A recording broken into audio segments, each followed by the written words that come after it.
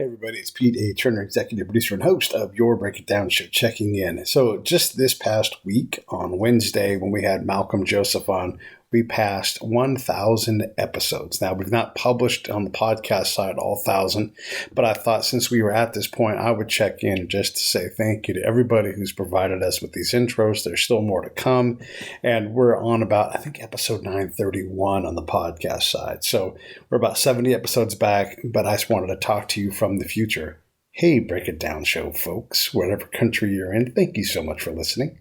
I wanted to Okay, so in the United States, there's a current and ongoing, and has been for a long time, border crisis. And anytime this kind of flares up, I like to bring Jason Piccolo on. Jason Piccolo's been a whistleblower in terms of immigration into the U.S. in the past, looking at administrations and their failure to get this stuff right. Everybody claims to have an answer. Unfortunately, we don't seem to have one. Along the way, people are being trafficked, weapons are being pushed south, money is being exchanged to cartels, and there are all sorts of problems, and it's a highly exploitable area. And I think the more we understand just how complex these situations are, this is not a simple thing of kids in cages. There's probably 40 different major variables of humanity being attacked. And we've got to spend more time talking about this. And that's why Jason comes on. You'll actually hear Jason's exasperation with the whole process because he doesn't believe anybody's taking it seriously at the legislative level. This is neither a Republican or a Democrat conversation. This is a conversation about a real problem and something that we've got to deal with. And the more folks try to politicize this whole conversation, the more we all lose from it. So there's a lot of problems to discuss. We get into it for a while, and you'll hear me kind of ease up off of Jason because it just ends up being a whole lot. One big announcement about the show. Now that we're at 1,000 episodes, I'm going to back off the pace because I've got a couple other projects that I want to work on.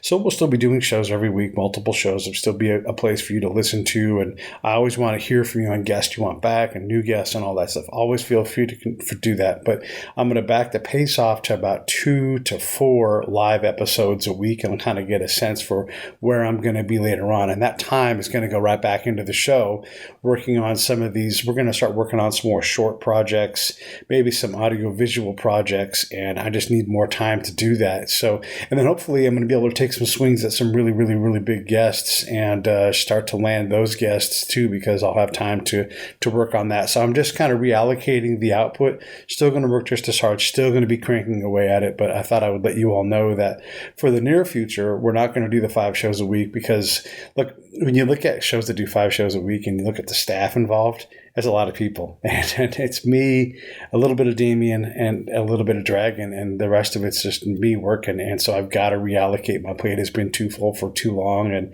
other parts of the show are starving for attention. So no big changes, just a little less show content, and I'll be putting out shorts from the show, so you'll have other things to chew on, and I'm always interested in what you think, so let me know, and if you don't like it, yell at me, that's fine.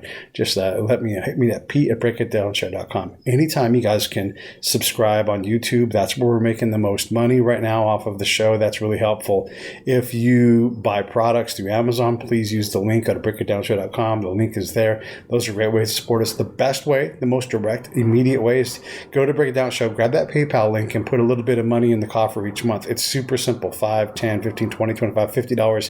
Everybody's doing what they want to do, what they're comfortable with. I will continue to work, and I'm going to put all that money right back into the show. All right. Thank you all so much. Here comes Jason Piccolo. Lions Rock Productions. This is Jay Moore. This is Greg Cruz. This is Bryce Vine. This is Dexter from The Offspring. This is Nathan This East. is Sebastian Younger. This is Daryl Ames. This is Stuart Copeland. This is Mick Gillette. This is Andy Summers. This is Dr. Bob Greenberg. This is Gabby Reese. This is Rob Bell. Hey, this is John Leon Guerrero. Hey, and this is Pete A. Turner. Do it. Hey, this is Jason Piccolo. Welcome to the Break It Down Show.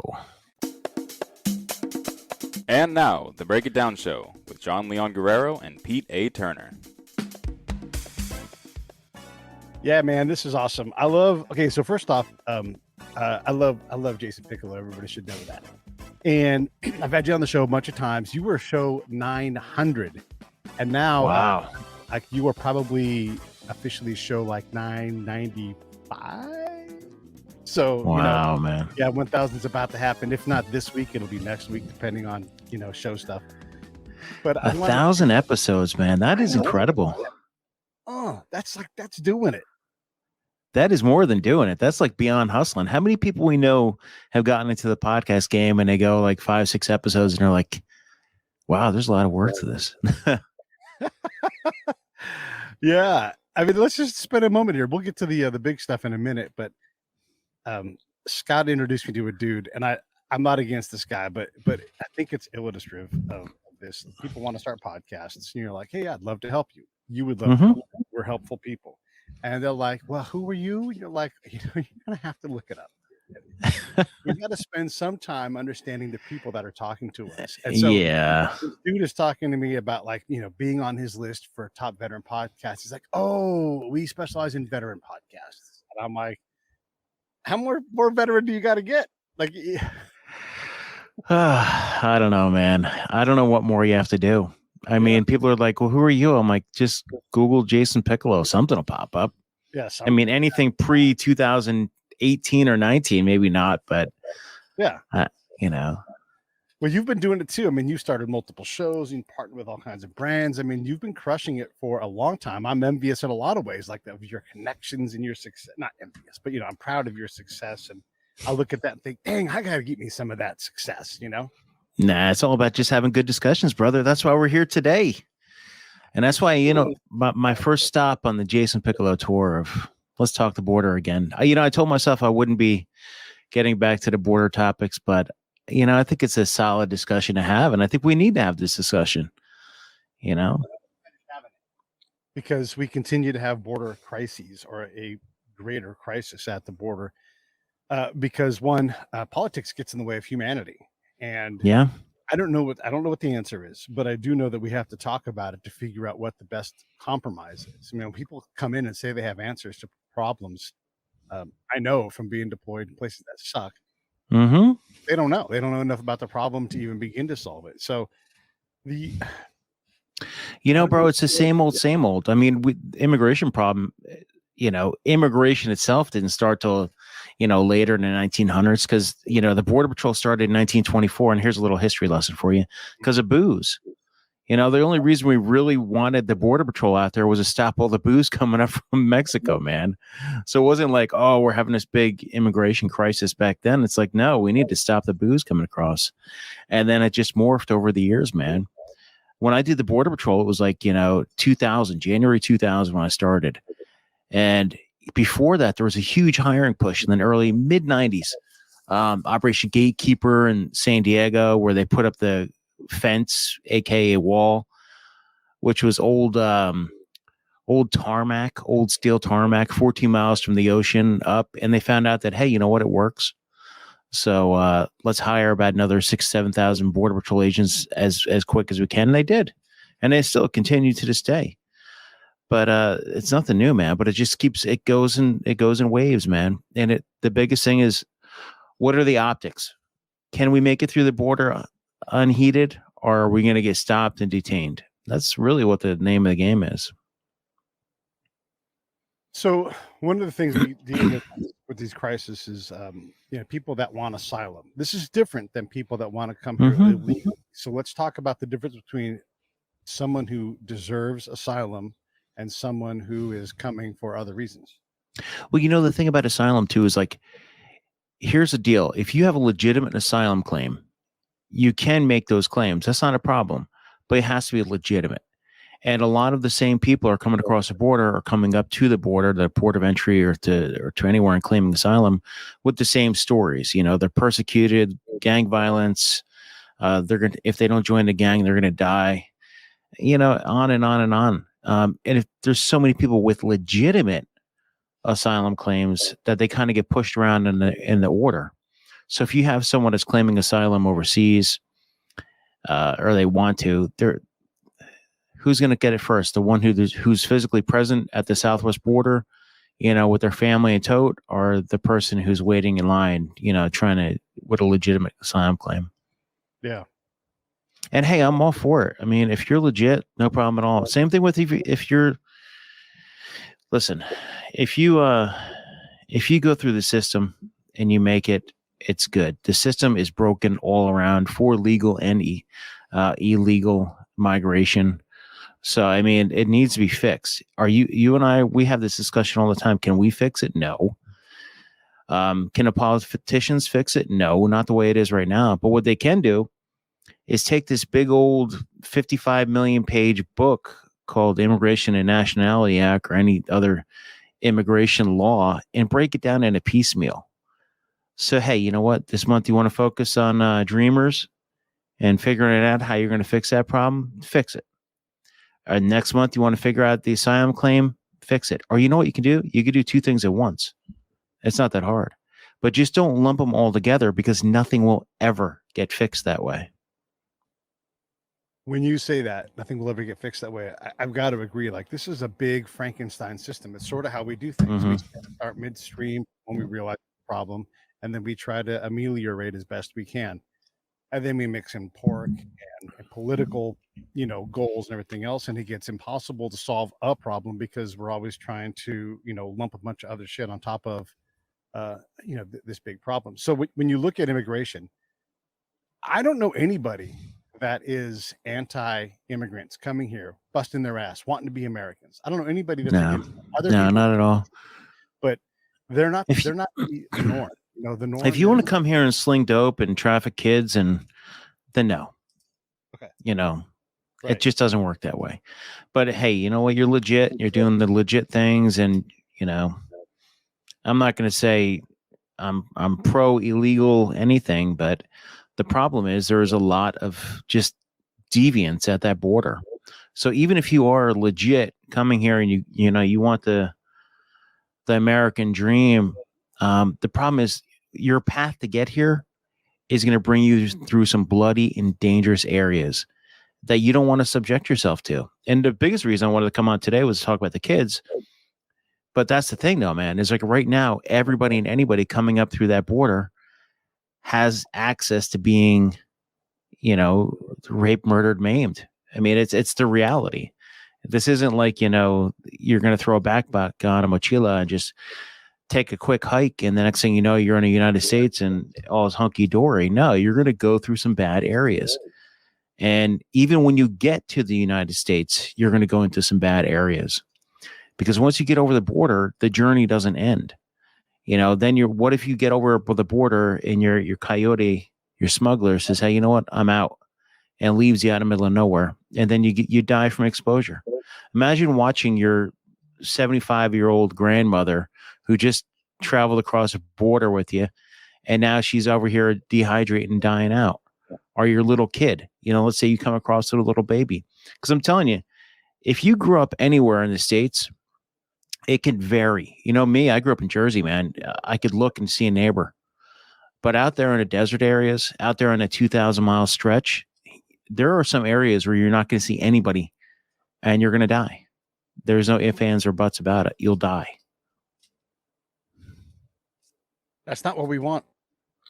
No, I don't care who you are. If you want someone to die, just to die, then you're not a human. You're part of that other scourge we call evil. So when you look at the political aspect, you've been to Washington, you talk to legislators. Who gets this? Who understands it? I don't care about sides. I care about who is like, I don't know enough to learn. I need to learn. Who do you think is getting this right? The ones that listen. The ones that get it from the ground. The ones that are going out there and getting these photo ops, they don't get it because they're out there with the main leadership, these guys who are SESs, senior executive services, senior GS-15s, who are just taking them on a dog and pony show. But the ones who are getting the ground truth, the truth behind the scenes, or just what's going on out there, they get it. Whether or not they do anything with that information or whether or not they say, okay, I've seen this, now I've got to do something about it. That is what we have to look at next, because there's a big thing of like, hey, you know what? Here's a couple photos, whether or not you go on and do something about it later on. So now you're seeing both sides going, hey, wow, there's no more cages down there, but there are clear pens. So they've taken the cages themselves and put plexiglass up. So you essentially have a cage, but it's plexiglass, so it doesn't look like a cage, if you know what I mean. So whether or not they take those new pictures and go, it's probably not a good thing, and do something about it, then it's the same thing. While you work on that, I'm going to tell you what happened recently is that, there are thousands of kids coming across. I was looking at the CBP stats right before we jumped on, and in CBP, for the audience out there, is Customs and Border Protection. The stats are up in some sectors 165%. No sectors don't have an increase in foot traffic right now, or traffic in general. Yeah. The other thing is that the unaccompanied, they call them unaccompanied migrant children now instead of unaccompanied alien children. Same process, same thing. These are kids anywhere from babies on up to, I believe it's 16 or 17 now. Tender age to me is anyone under 13, 14.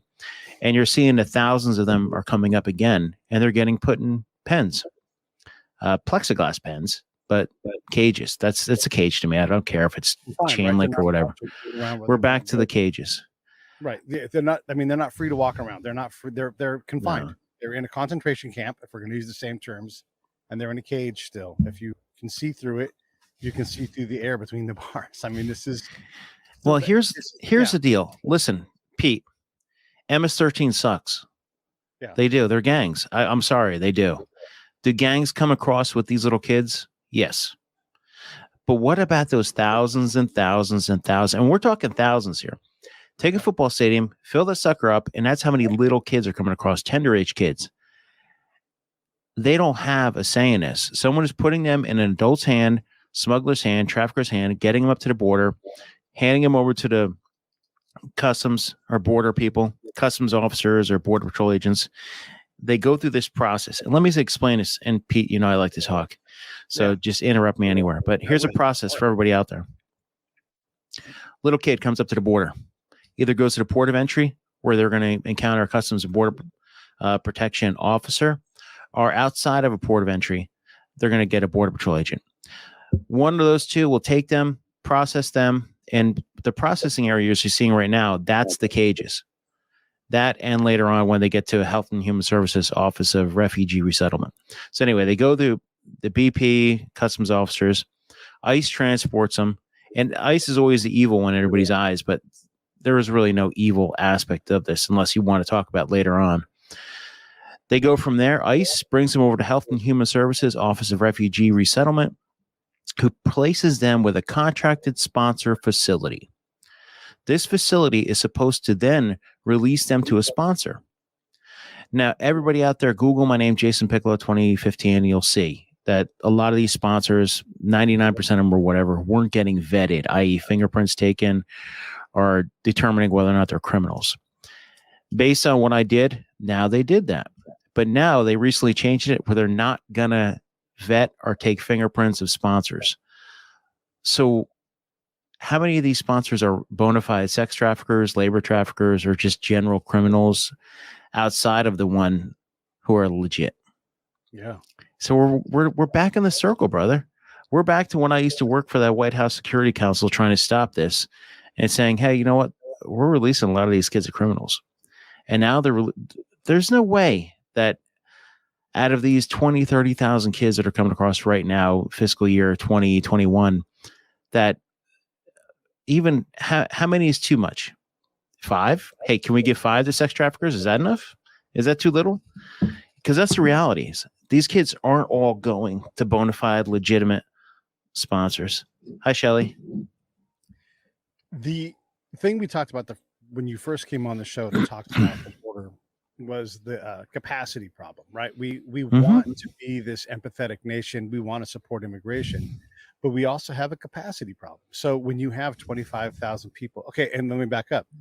If you can't control your port of entry, now you have to manage a multi-thousand-mile problem in terms of people coming across the border. We don't want people to look. People talk about a dry heat and a wet heat, Jason. Walk across Yuma to Phoenix. Yeah. If you make it, it's a deadly heat, is what you should call it. Dry heat you'll be dead. Yeah, bro. It's like when we were in Iraq. It was dry. I mean, 100 and something degrees. But look at it this way too: is the what happens at the border? You can capture one person can capture 100 people. It's no problem as long as you're nonviolent. I mean, the biggest groups I've got were like 20 back in the day, but that was back in the day. But now, if you're one agent, you can get 100 whatever. The thing is processing them, and that's why right now So this is like just a big thing. Okay. Now this blows people's mind when you really think about everything it takes to process someone.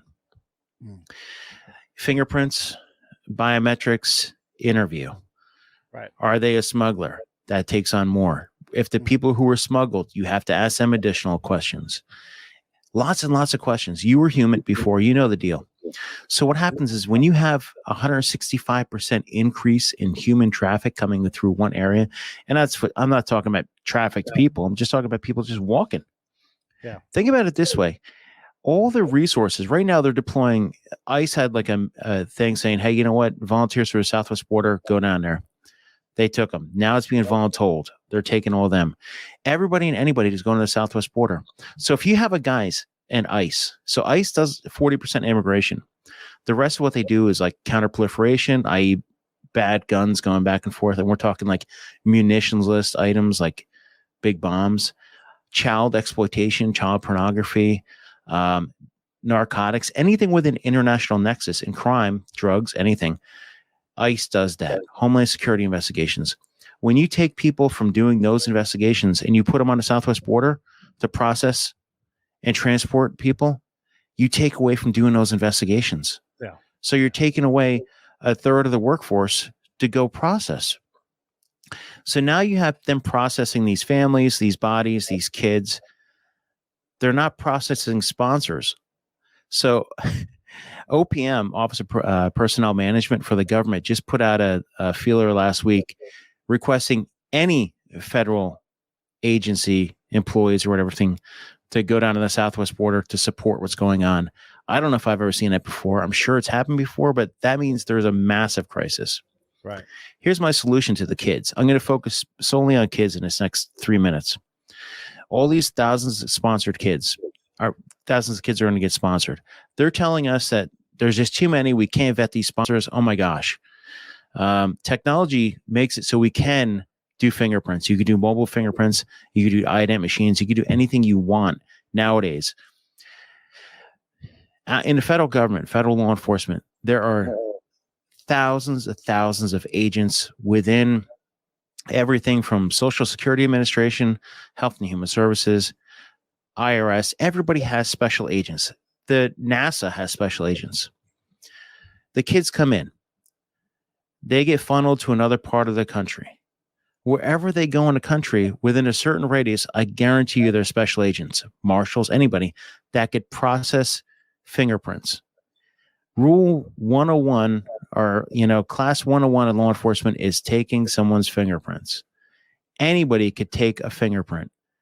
You could deputize sheriff's departments, police departments, anybody federally to take fingerprints. I don't even know if you need to really deputize them, but just to take fingerprints and run them through the machine. IAFIS or whatever the FBI is using this week. And vet them.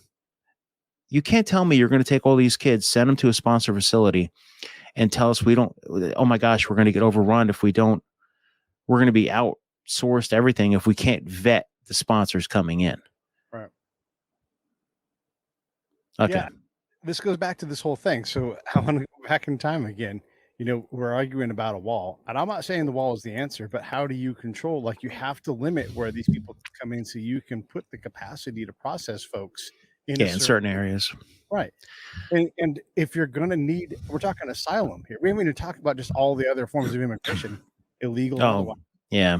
We're just talking asylum. You need, a massive, like you said, they're going to OPM to asking for people just to come and help for a while. Mm-hmm. The capacity to talk to people, to accurate, and I have to say this because I am a human guy. If you put me in an office and I'm working 12-hour days to try to process people through, I'm going to give you my best effort. I'll work hard. I'm not omnipotent. I'm going to, if the person doesn't come up hot and answers all of my questions reasonably, I'm going to. Let's take a look at, well, here's a deal too, Pete. Yeah. What about the other than Mexicans coming across the Southwest border, OTMs? Yeah. Let's take a look at some. I'm looking at the Southwest border apprehension data, and I don't even think they have other than right now. But Big Bend has seen 165% increase in foot traffic. Fiscal year 20, 15,000 people year to date from, FY20 to February.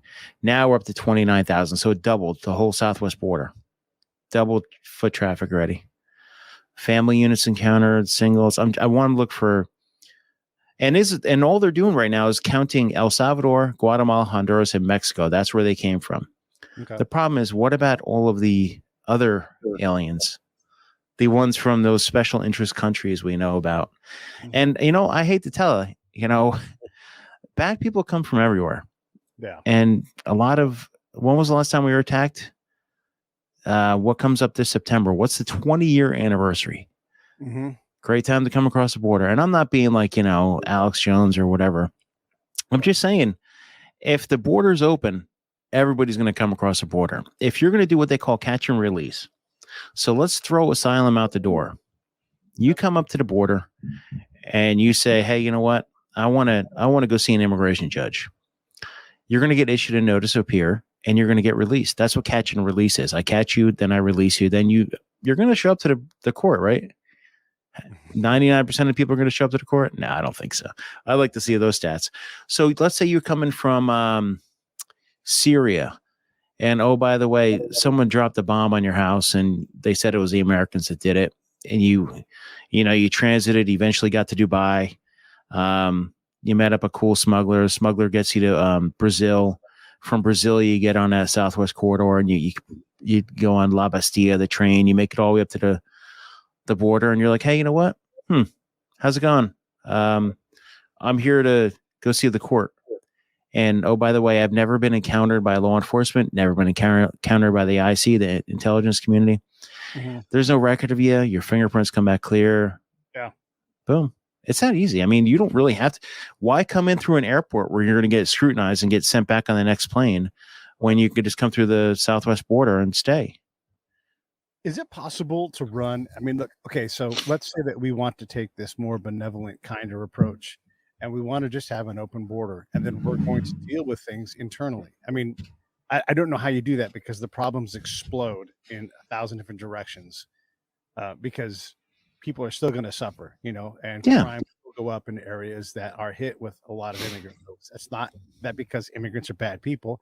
They're just going to act in extra legal ways. They're closer to, they're trying to survive. They're not in a position to thrive. So, and we're not identifying them in a way to get them in front of some of the great resources we have in this country. But is there a way to have an open border and to truly just, grant amnesty and just say, hey, forget about it. If you want to come to America and be a citizen here, God bless. Come on, let's go.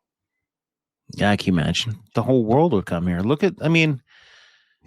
go in the Wayback Machine about 4 or 5 years ago when you started seeing all over the world pre-COVID days of just, it was basically open borders where everybody and anybody was coming up, and Italy got hammered, Australia got hammered a ton.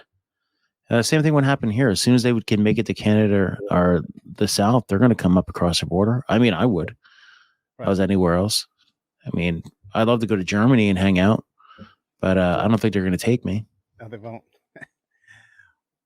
Why do we have this fight? Why can't we be practical about being very pro-immigration, but also managing the process and building a process that we have to then provision? I mean, why so much with this? Well, the problem too is we only have I haven't looked at stats. We were talking before I stopped talking about immigration for a while, so I used to have a really good optics on stats. Right. But back in the day, we had 400 something immigration judges for this whole process, for everything. 400 something. That's not enough. That's nothing. And oh, by the way, immigration judges fall under Department of Justice. Department of Justice is a whole different bureaucracy than Department of Homeland Security. So when you're trying to move all these pieces between different agencies, it doesn't work. That's how you process paper. Is you need judges, you need clerks, you need the people that do the actual paperwork. Judges are there to make a decision. You're going to need a massive hiring. But the thing is, who are you going to hire? I mean, you can't just say, hey, you know what, you're an immigration judge. Go try to figure out one of the most complex legal documents and everything in the world and do it. Good luck. And who wants to be an immigration judge? Yeah. Yeah, I mean, you're like, no, you're gonna have to go back home. Your family's been destroyed and whatever it is, all of the struggles to get here. It's hard to say no to that. I want you to succeed. I want you to be here, but we also have to be humane in our humanity. This is like this. I call it ethical saturation, right? And Mhm. maybe you've heard about this, maybe you haven't, but if everything you try to do is ethical, you will reach a point of ethical saturation where the very ethical thing becomes unethical. And so by having these open borders, you expose people to the desert and they die. And that's not what you want. Mhm.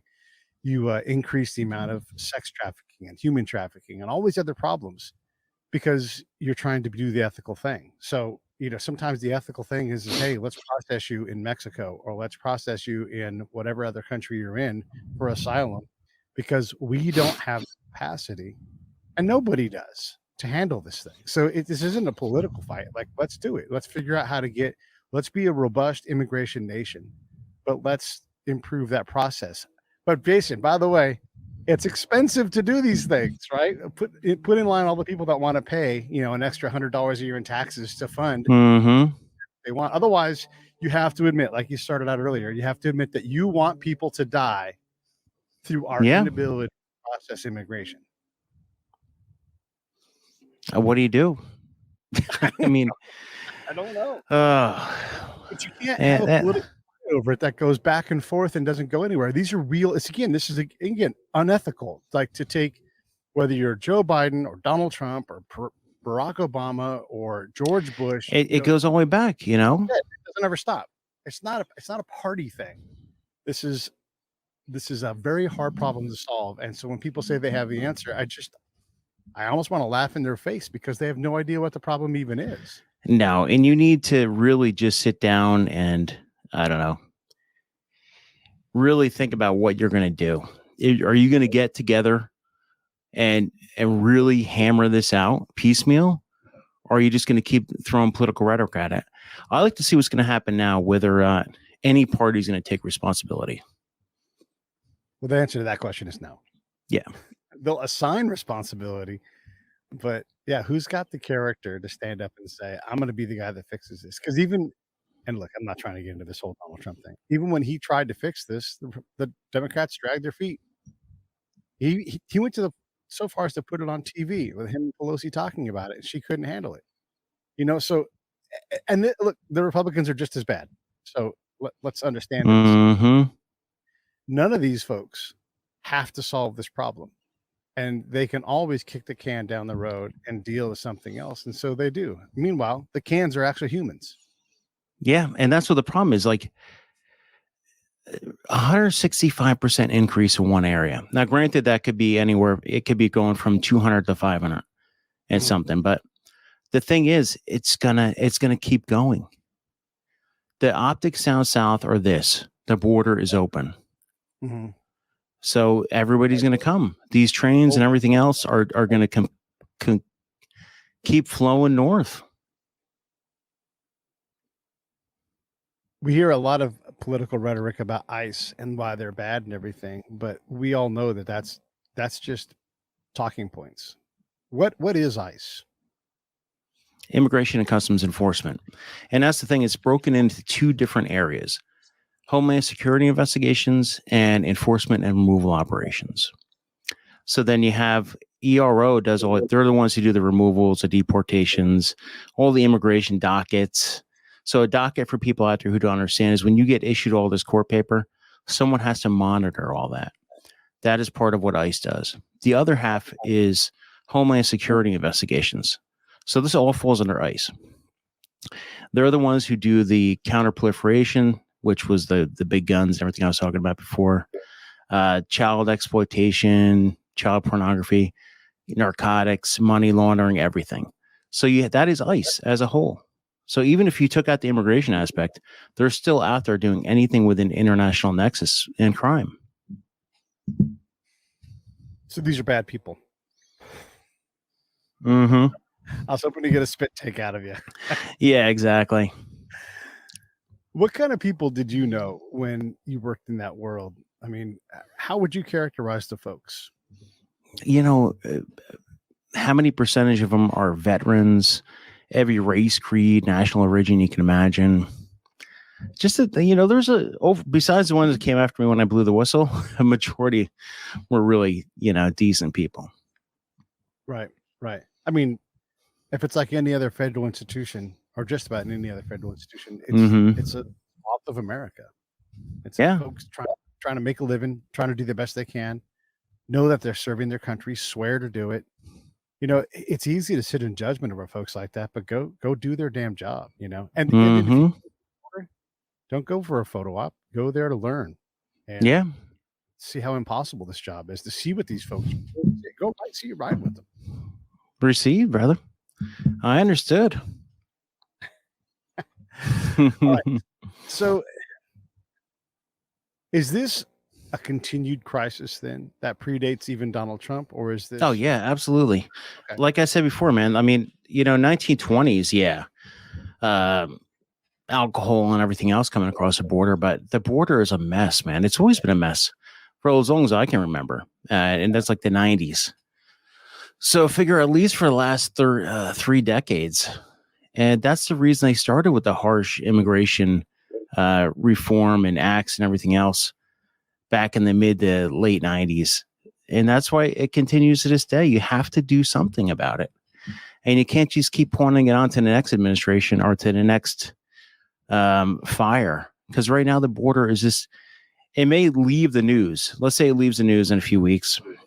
Right. Some other big crisis happens, but it's always going to be there. All right. If I made you the secretary of, I don't know what, I guess it would be, is that healthy? Who is the secretary over that? Is it Health and Human Services? Interior? Over the border, Homeland Security. Okay, so it's Homeland Security. Okay. So if I make you secretary of Homeland Security, what are you going to do? What's your role? How do you give me your marching orders? Oh, good luck with that, man. I'm just a low foot soldier. But if I was a secretary for the day, I would get anybody who's worked. I'd get each different sector. I'd find out who the lowest people on the totem pole are up to their leaders. I'd get a spatter on each of them. I find out what the ground truth is and work it from there.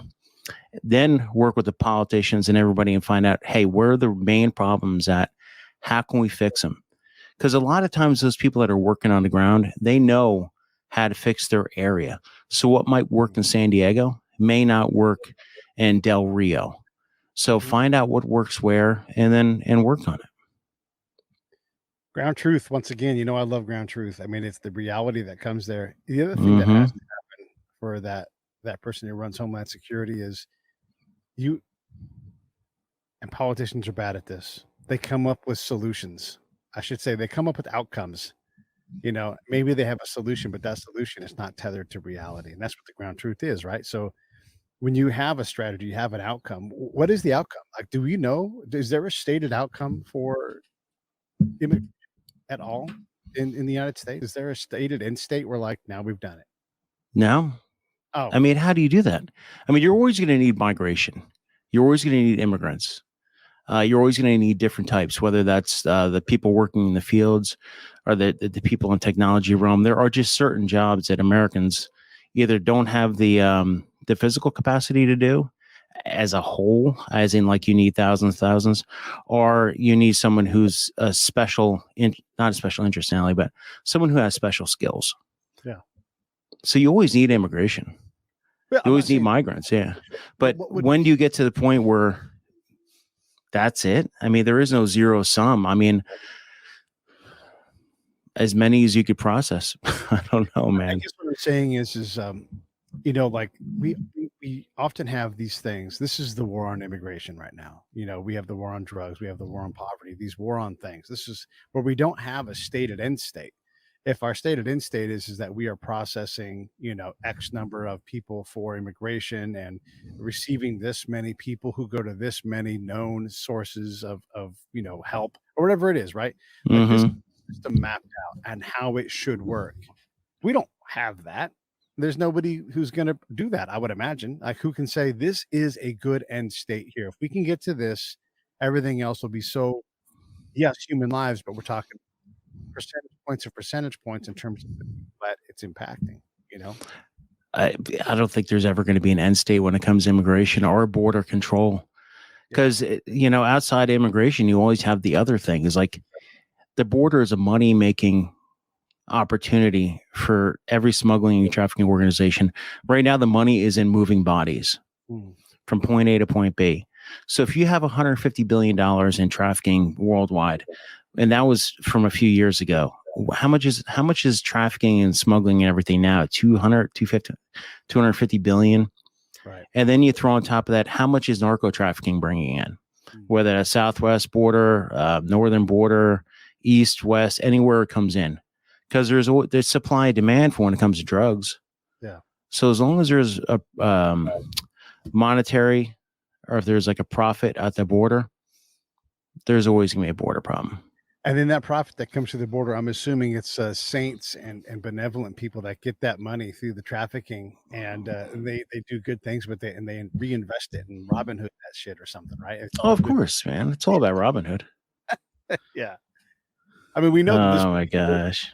things. I mean, if we're contributing to kidnap and rape, if we copy a VHS tape, what on earth? I know. I mean, seriously. I mean, for the longest time, is if you copied VHS DVDs and everything else, you're destroying lives. But I'm sure it does somewhere along the line. But right now, we really have to think about, everything else that's getting destroyed. The product coming across is destroying lives, whether that's a criminals coming across, or it's the drugs coming across, or, it's guns going south. I mean, money going south. I mean, everything is destroying lives, and a lot of it circumnavigates around that border. I never really thought about this, about the stuff, the pain and the misery we export. Mm-hmm. We're always about things coming in, but we're allowing things to go out in exchange for whatever it is. And if that money is, if you're making money moving humans from A to Z, the Z being in the United States, and you don't care what happens to them once they get there, they're obviously able to be exploited when they're there. But along the route, you're making that money, and then you're trying to gather power. You're trading people's motion power, and that power turns into weapons and coups and whatever, murders and assassinations. Open border. The nature of our border creates a lot of misery for a lot of other folks. I hadn't really thought about it. No. We talk the border all day long, brother. So what did we learn today? We learned that we need to sit down and piecemeal the border. Yeah.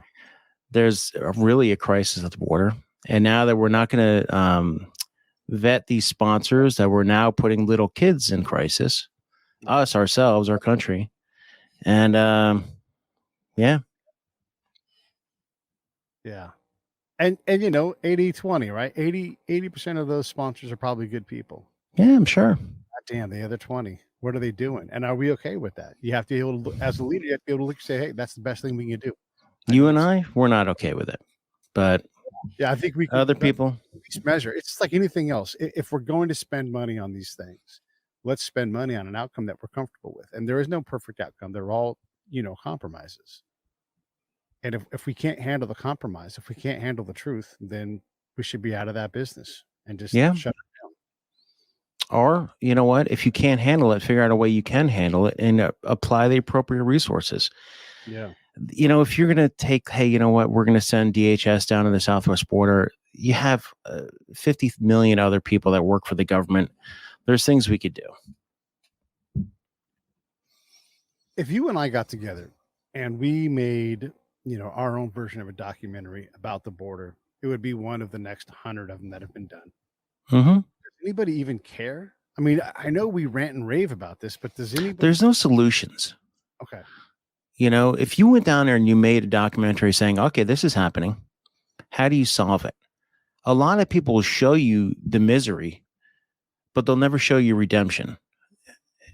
Unless you could find redemption. Or if you can go down there and find a redemptive story, it'll sell all day long about a documentary and or whatever. I mean, people will watch it. But who wants to see crisis over and over again? Who wants to see people dying in a desert? I want to know what's going on down there. But a lot of people would rather just, check out something else other than all the misery and destruction, how many lives are getting ruined. And when that undocumented immigrant comes into the nation and doesn't go to court, because I wouldn't, it's like Yeah. I'm going to take my chances, because that's what all they can do is take chances, right, and deal with it later. They've They already don't have, took a chance to get to the border. They've right, already and they paid don't a smuggler, or they've solve already made it by themselves. yeah, right, right.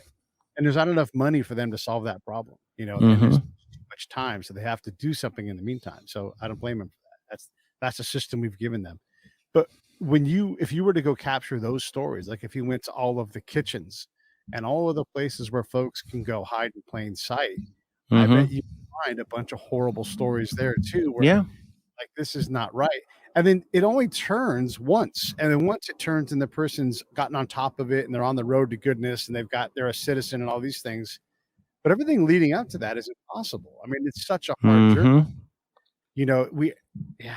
I mean, I don't know how much of that journey we have to own as a nation, as a people, like how much of that we have to make easier for them, because they have to go out and do things. But only in the rearview mirror can you see the success. So the rest of the way, it was this horrible thing.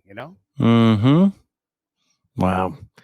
How do we fix it? And you really need to get someone to talk, and lots of people to talk together civilly.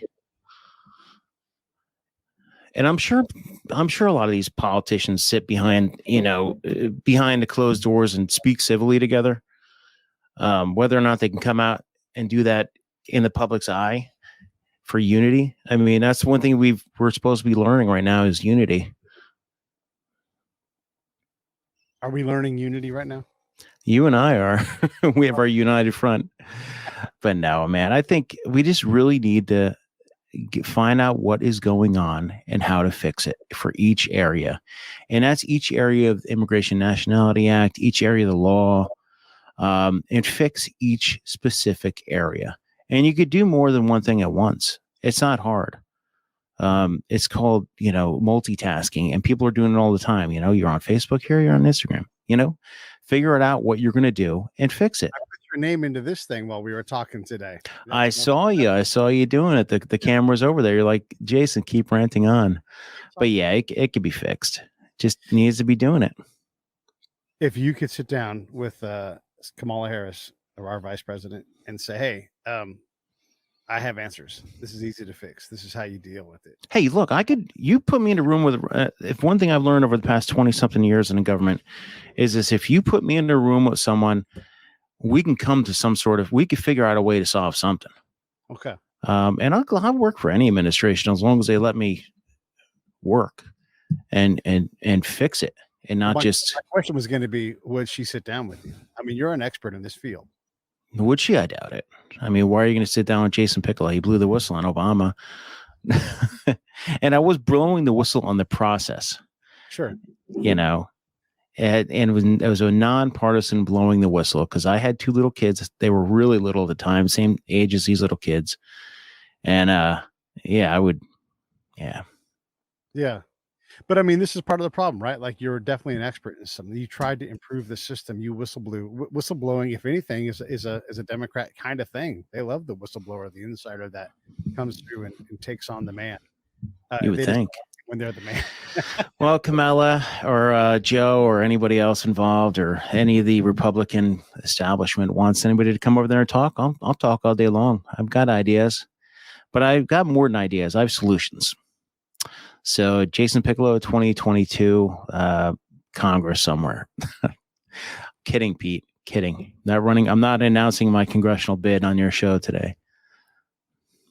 But you have talked about a congressional bid. I did, but I like I said, I think I'm better off just sitting back, talking to people, and try to come up with solutions. Because once you start that political spectrum, man, it's a different animal. Yeah. I mean, I hope that people are encouraged to go run. I don't think I'm electable. I've lived too colorful of a life, but I can tell you basically what I would do. I would work 12 to 14-hour days, maybe take half a day once every 10 days or so. I would my team would respond to every email or mail I got from my constituents, assuming I'm some kind of representative or senator. And I would look to compromise. I would look to build consensus. I would look for things that we could work on together. And I wouldn't sign or endorse any bill that had a bunch of pork in it. Just give me Mm-hmm. time. Give me a lean bill. If you don't, you'll never have my vote. I would treat it as a deployment. You know, when you're deployed 12, 18 months or whatever, 15 months, are in the Air Force 90 days. kidding Air Force people. But treat it like a deployment. You know, you're working every day until the mission's done. Sometimes you get some times off. But overall, you get things solved, whether that's in your own your section, your squad, your team, up to your company, your brigade, your battalion, your division. You get things done. They may not also be successful, but you're making decisions and you're making it happen.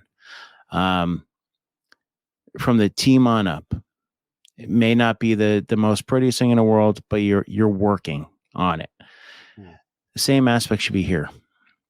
You're getting paid 170, 180, 90 grand to be a congressman for 2 years.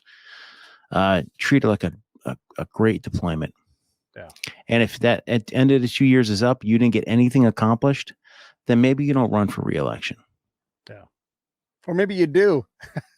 Yeah, well, that's too, but Plenty of them that do that. I haven't written a bill ever. Why would I write a bill and get elected and I don't have to?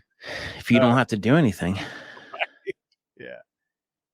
There's a thing I'm curious about, and we don't have to get into this, but I think that you can talk your way around it.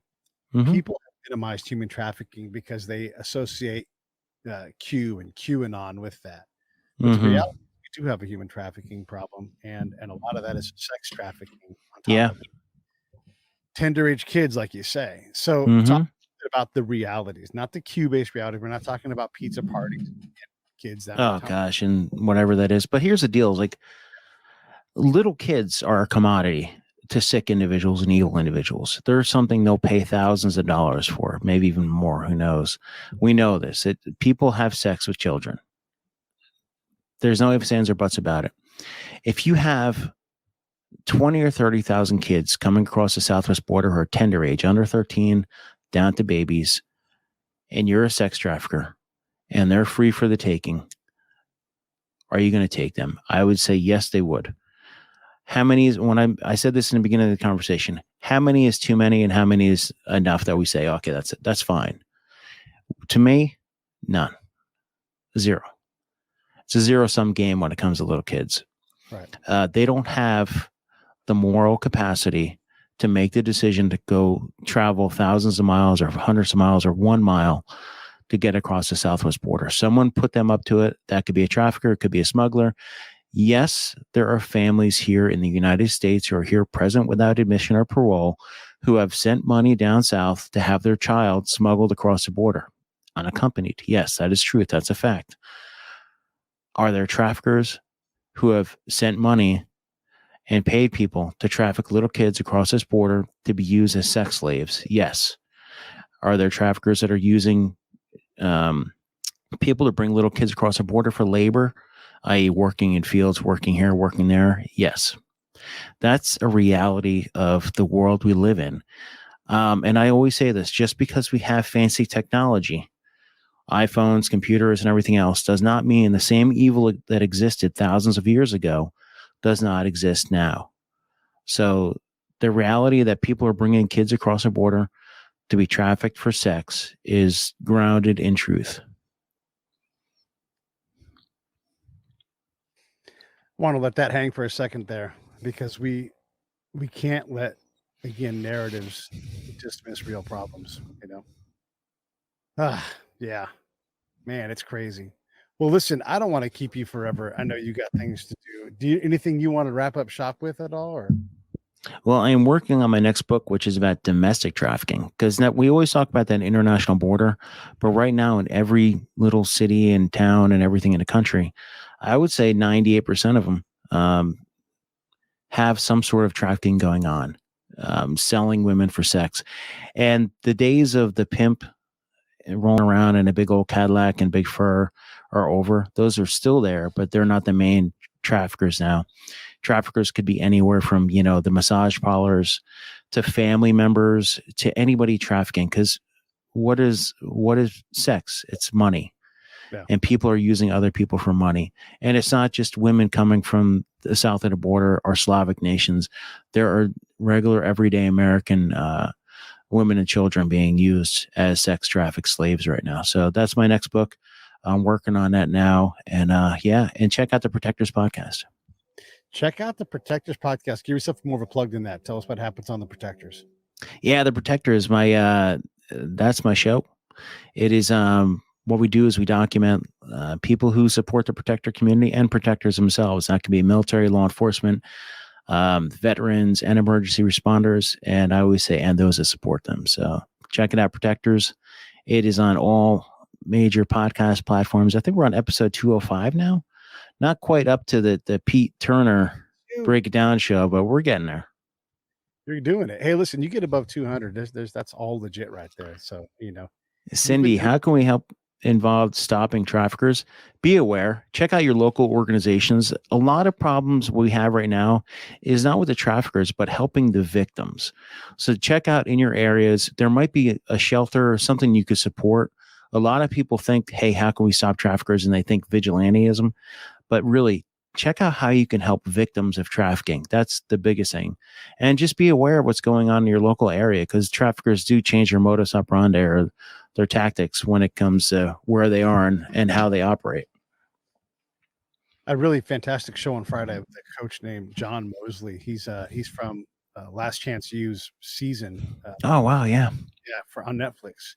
And one of the things you realize is that a lot of these kids that he gets, they've got a ton of basketball talent, but for whatever reason, their life was such that they weren't able to go to Division I school and get a scholarship. Mm-hmm. It's not based on talent a lot of times. It's because they've had challenging upbringings. And so we talk about like human trafficking and that kind of thing. But if you look at the numbers for females that have some kind of sexual assault, all of a sudden you're like, well, of course there's people being trafficked because most of them had some form of sexual assault. Yep. So, the ones that don't handle it as well or exploited, like it is everywhere. It really is. It's constant, and we got to keep our eyes up. And I bring up John Mosley because he takes these kids, whatever has happened to them along the way. And sexual assault is not going to be rare on those basketball teams either. But they take these damaged people, and he's like, he gets them to believe in themselves. Okay, yeah, they're good at basketball and all that stuff, of course, but it's more about getting them to believe that if they invest in themselves, if they don't give up, if they learn how to do these things, how to persevere, how to grit, they can get through it. Now imagine the kids that are good at basketball, and then how hard it is for them to get that. Yeah. Like John, to teach them grit and to say, believe in me because I believe in you. I believe in you more than I believe in you. Yeah, that's a lot of times you forget, like, if you grew up in a stable environment or even a semi-stable environment, or just in a household with other people who have had that support, that it makes a huge difference. Yeah. So I guess my answer to Cindy, Cindy's a friend of mine, is find young folks and invest your time so that they can believe in themselves, or invest your money into someone like John Mosley, who's investing his time. I mean, seriously, watch that episode. He's so incredible. Or watch the whole series on Netflix. He's so incredible. And if you can support him, I mean, look, they're college. They don't have a lot of money for basketball. They don't have any fans, even though they're the best, if not one of the top 10 teams every year in the state of California. But they don't even have money to fix their basketball hoops in the gym. Crazy.